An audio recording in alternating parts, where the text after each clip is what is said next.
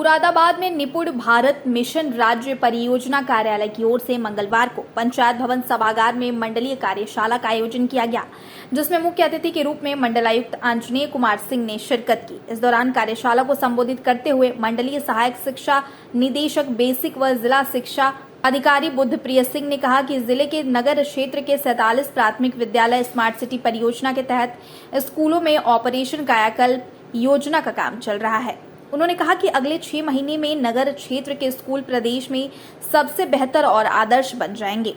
हालांकि उन्होंने चिंता भी जताई है कि अभी योजना का सही क्रियान्वयन न होने से नगर क्षेत्र की स्थिति जिले में सबसे खराब है।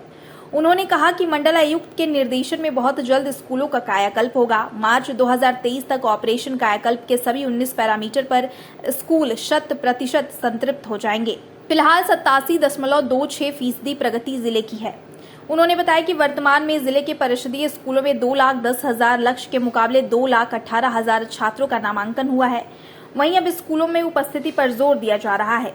कार्यशाला में गुणवत्ता सेल राज्य परियोजना कार्यालय लखनऊ से आए वरिष्ठ विशेषज्ञ ने बताया कि बच्चों में सीखने की क्षमता बहुत कम है, जो कि अगली पीढ़ी के लिए बहुत घातक है।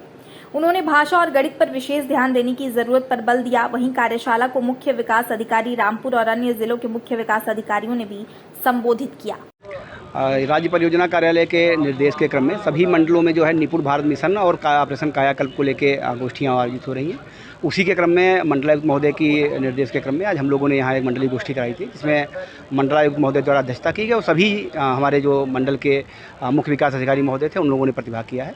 इसके अलावा राज्य परियोजना कार्यालय की टीम आई है, जो अपना टेक्निकल सपोर्ट भी हम लोगों को दे रही है कि ऑपरेशन कायाकल्प में हमको आगे कैसे काम करना है, साथ ही निपुण भारत में हमको कैसे आगे काम करना है, उसका भी निर्देश वहाँ से प्राप्त हो रहा है।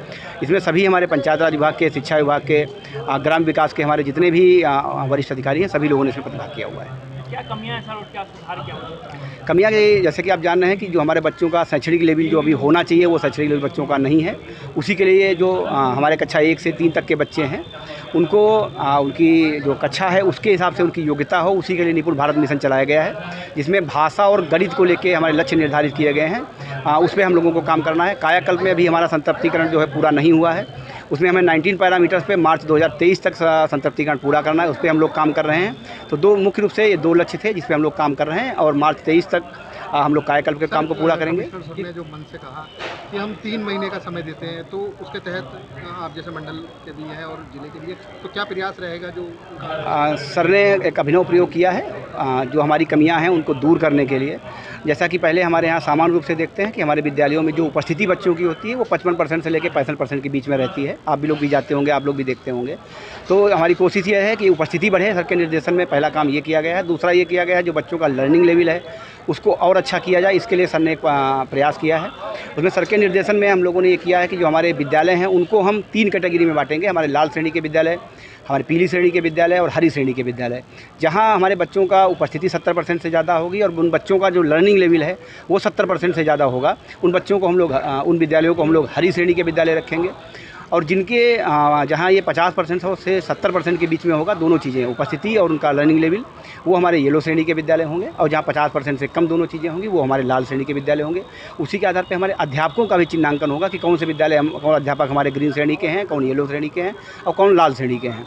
जो येलो श्रेणी के हमारे विद्यालय हैं उनको हम प्रमोट करेंगे। जो हमारे लाल श्रेणी के विद्यालय हैं वहाँ हम कमियां देखेंगे, कौन सी कमियां हैं, उन कमियों को दूर करने का हम लोग प्रयास करेंगे।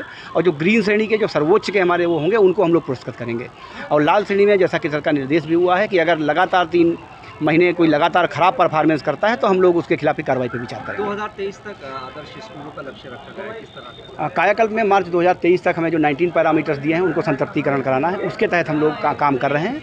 और जैसे मैं मुरादाबाद की बात करूँ, मुरादाबाद मंडल की बात करूं तो 80% से ऊपर हमारे सभी हमारे मंडल के जो ज़िले हैं वहां का हो गया है। मुरादाबाद जनपद की बात करूं तो 88.23% जो है हमारा संतृप्तिकरण हो गया है। तो अगले मार्च तक हमारा जो अवशेष 12% के करीब बचा हुआ उसको हम लोग पूरा कर लेंगे।